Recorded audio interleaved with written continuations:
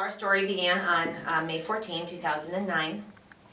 I was pregnant 32 weeks with twin girls, and we went to a routine doctor's appointment, and it was determined that one of the babies had a restricted blood flow through the cord, so we had emergency C-section.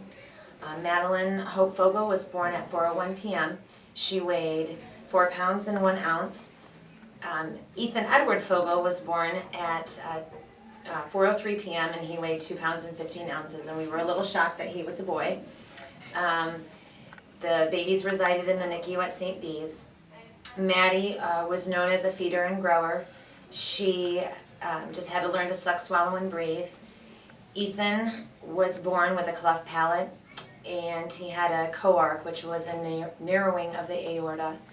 He also had a thrombosis, which was a blood clot that sat on his renal artery and cut off circulation to one of his kidneys. His tongue sat on his epiglottis, so he was on a ventilator, and on June 5th he was being prepped for a tracheotomy. We walked in to the NICU and were immediately ushered into another room where all of his specialists were. The cardiologist had thought that he had a potential dissecting aorta, so the films were sent to the University of Michigan Children's Holdings Hospital, and their life flight team were on their way to get him. Our oldest son, Chase, was in 2nd grade. It was his last day of school. We left Maddie at the NICU at St. B's, and we, along with our parents, drove to Michigan.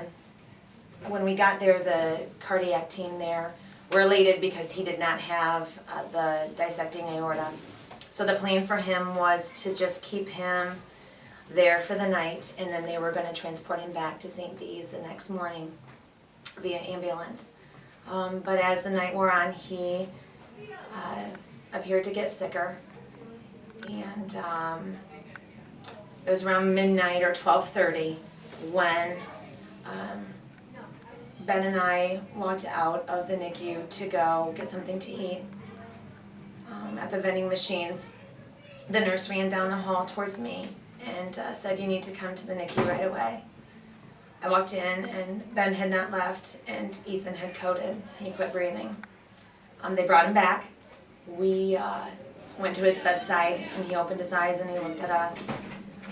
The head cardiologist was being called in.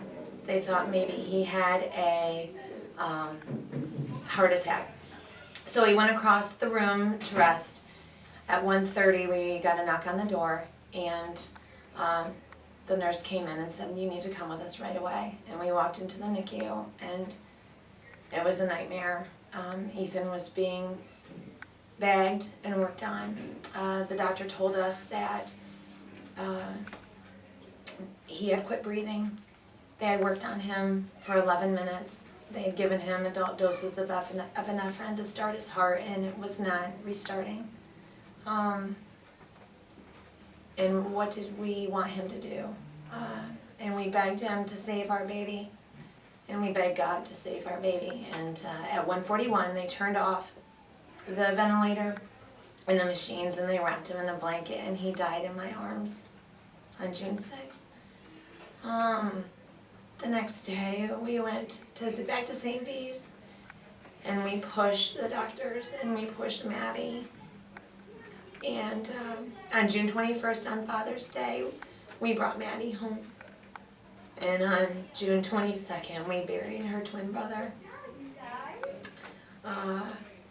We know that without the care from the amazing team at St. B's, that Maddie wouldn't have made it. We know that Ethan wouldn't have lived for 21 days, and we are so eternally grateful for her and the time spent with him. We are so thankful to the Children's Miracle Network for giving us a platform to share their story. And we are beyond amazed at the young men and women who are so willing to champion this cause and believe so wholeheartedly in the importance of these babies and raising money for them. And our family is just forever ever grateful to everybody that cares. So thank you.